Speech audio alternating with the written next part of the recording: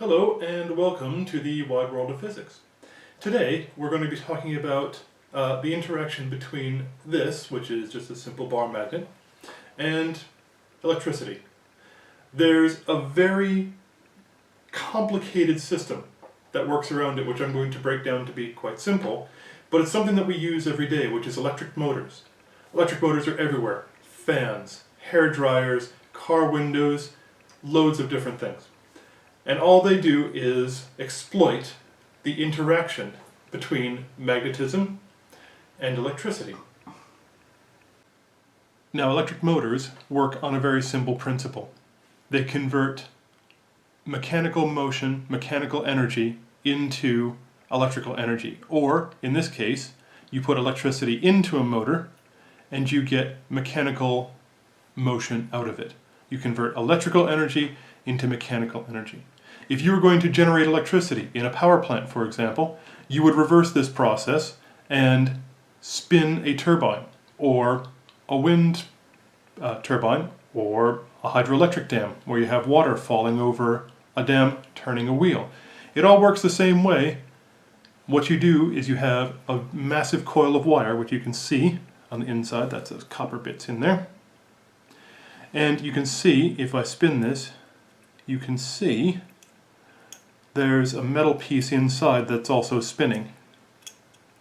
What that is some magnets. So if you spin the magnets inside the coil of wire, if you physically do it, you will generate electricity.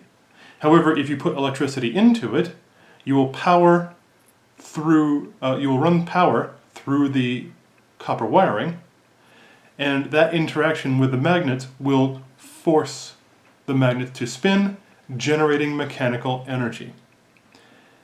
Now, today I'm going to show you how to build a very simple model of this so you can see it work in real time. So to do this, you need a few things.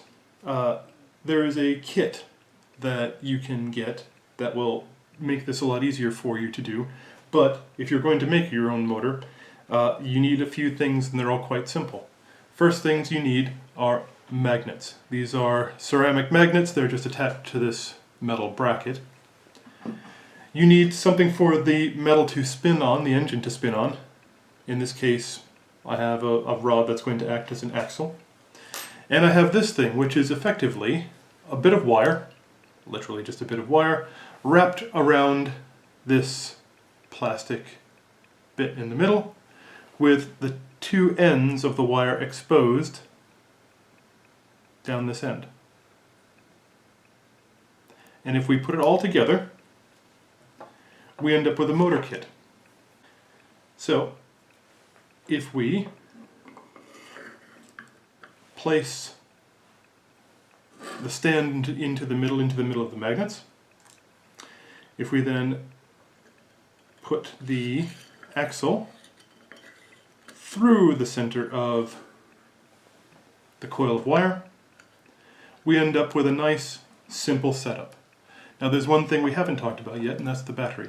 This is literally just a 9-volt battery. Nothing terribly surprising about it.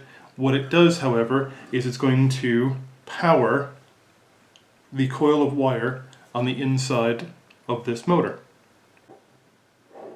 Now, to get this to work, I have clipped the two wires onto the battery, and the other ends of the wires, you can see, are open. There's no ends to them, they're just set into kind of a brush formation. And what we're going to do is we're going to tap these brushes onto the exposed ends of the wire. That will then generate a force from something called Fleming's left-hand rule, which is where your magnetic field, which will run north to south along your first finger, the direction of the current, which will run along your second finger, and then the direction of the motion is where your thumb is. And they're all at 90 degrees to each other. Now, Fleming's left-hand rule is what is exploited in little electric motors, all electric motors for that matter. And in doing so, when you put that current through the coil of wire, it will then interact with the magnetic field, and create motion spinning the motor. So if you tap the brushes to the exposed wire, you can see that it moved. Now it moved because it generated just enough current in that one split second to give the motor a force to turn over.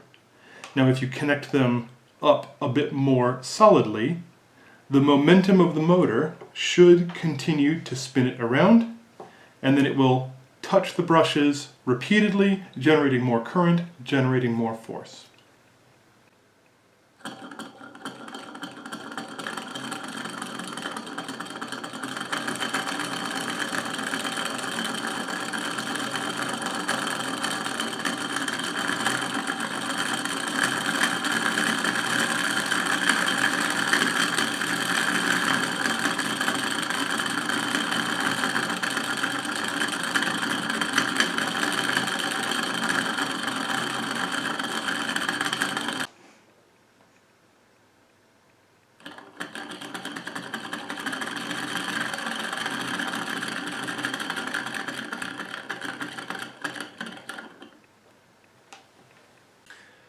Thank you very much for watching. Please remember to like and subscribe, and please enjoy the other videos on this channel.